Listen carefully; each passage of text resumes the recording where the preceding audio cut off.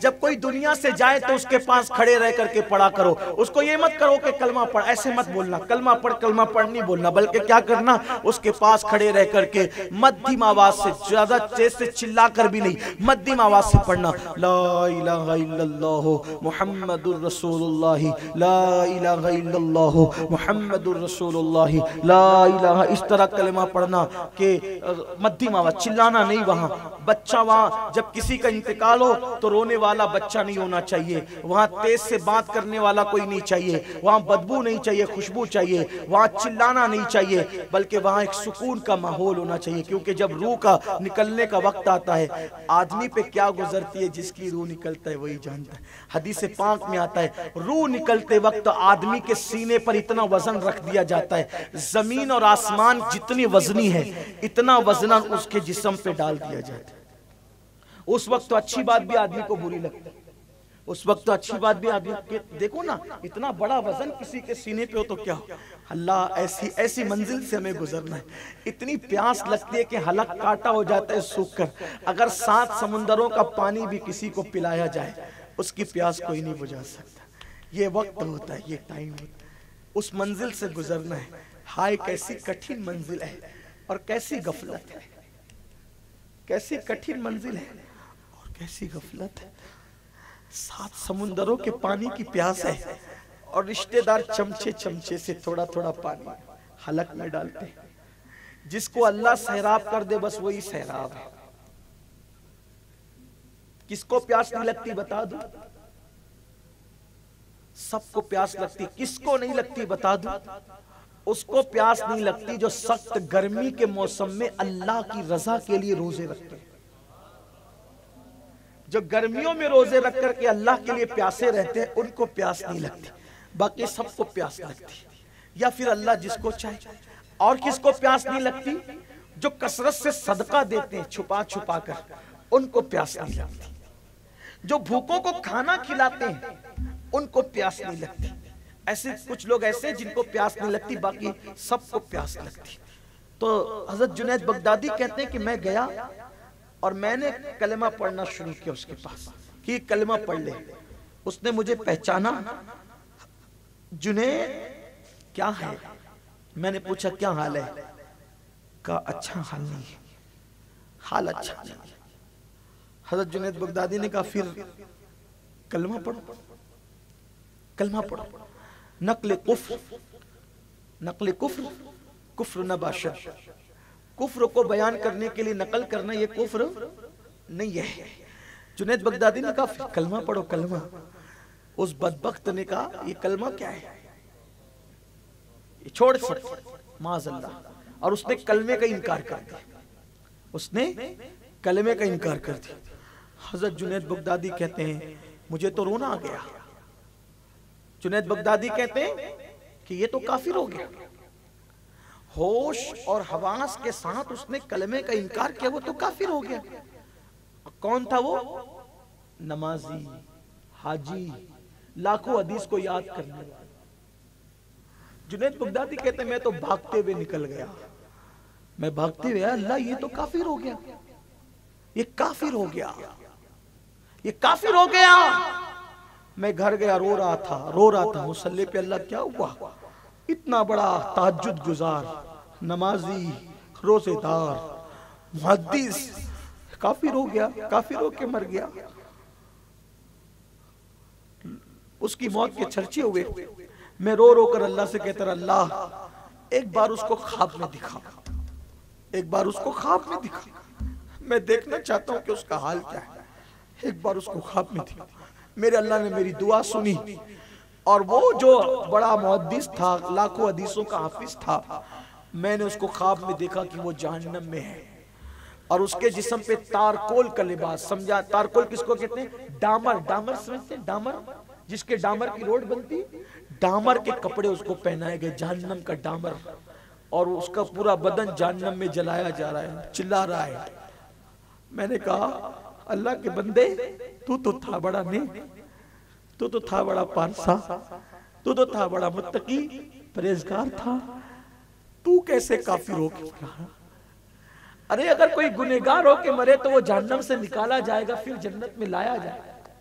لیکن کوئی کافر ہو کے مرے تو ہمیشہ وہ جہنم میں رہے گا، اس کا ٹھکانہ جہنم میں رہے گا، وہ کبھی جنت میں نہیں جائے گا، ہمیشہ اس کا ٹھکانہ جہنم ہے، ہمیشہ ہمیشہ۔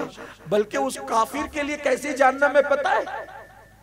جہنم کی آگ کی پیٹیاں بنی ہوئے، پیٹیاں، پیٹی سمجھتے ہیں؟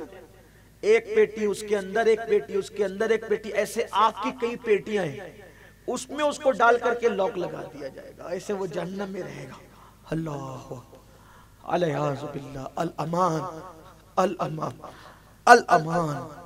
لوگ کہانی قصہ سمجھتے، لوگ ہنسی مذاق سمجھتے۔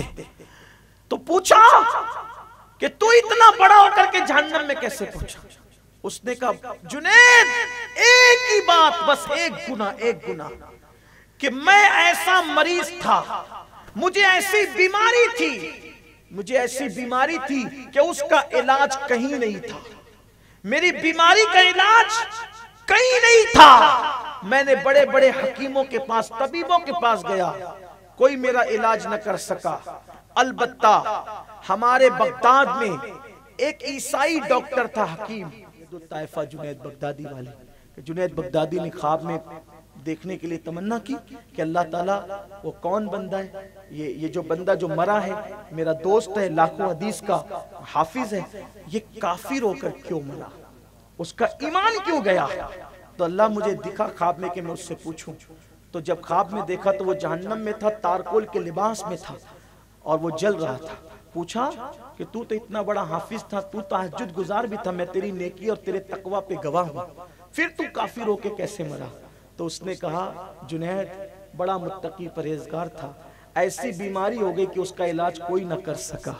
تو ایک عیسائی حکیم کے پاس پہنچا، اس نے کہا تیری بیماری کا علاج تو نہیں ہوگا لیکن تیری بیماری دب جایا کرے گی، تجھے تکلیف نہیں ہوگی سال بھر تک، ایک علاج بتاتا ہوں۔